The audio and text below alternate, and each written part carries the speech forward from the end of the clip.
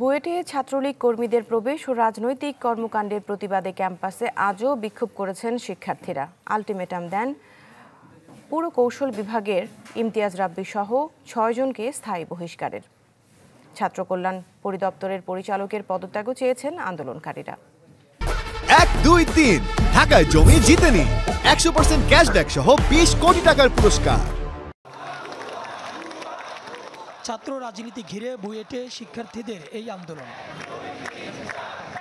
২১তম ব্যাচের ইমতিয়াজ রাব্বি সহ ৬ জনকে বহিষ্কারের দাবিতে শনিবার পরীক্ষা বর্জন করে দ্বিতীয় দিনের আন্দোলন শুরু করেন তারা। অবস্থান নেন ক্যাম্পাসের মূল ফটকের সামনে। সে সময় ৬ দফা দাবি বাস্তবায়নে গণস্বাক্ষরের আয়োজন করেন আন্দোলনকারীরা।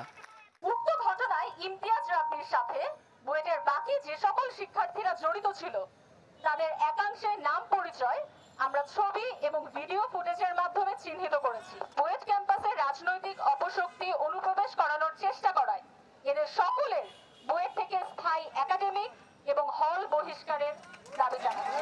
আমরা দায়িত্ব পালনে ব্যর্থ এমন ডিএসডব্লিউ দ্রুততম সময়ের মধ্যে পদত্যাগ চাই। বেলা ১১টার পর ছাত্রছাত্রীরা জড়ো হন বুয়েটের প্রশাসনিক ভবনের সামনে। ২ জন অসুস্থ হয়ে পড়লে রোববার সকাল ৭টা পর্যন্ত কর্মসূচি স্থগিত করে আলটিমেটাম দেন দাবি পূরণের। আমাদের সবার কাছে যে প্ল্যাকার্ডগুলো আছে সেগুলো আমরা সংরক্ষণ করব। আজকের মতো আগামীকাল সকাল ৭টায় আমরা আবারও প্ল্যাকার্ড নিয়ে আমরা চলে আসব। এদিকে যৌক্তিক দাবি বিবেচনার আশ্বাস দিয়ে বুয়েট উপাচার্য জানান, ঘটনা তদন্তে করা হয়েছে ৬ সদস্যের কমিটি, যাদের প্রতিবেদন দিতে বলা হয়েছে ৮ই এপ্রিলের মধ্যে। একটা ছাত্রকে বহিষ্কার করতে হলে আপনারা জানেন আমরা ডিসিপ্লিনারি কমিটি যাবে, তদন্ত হবে, তারপরে সেটা তার শাস্তি দেওয়া হবে নিয়ম অনুযায়ী। নিয়মের বহির্ভূতভাবে একজনকে বহিষ্কার করলে সেটা কিন্তু আলটিমেটলি কোর্টে টিকবে না। সুতরাং এখানে আমাদের নিয়মের মধ্যে থেকে সবকিছু করতে হবে, তার জন্য সময়ের প্রয়োজন।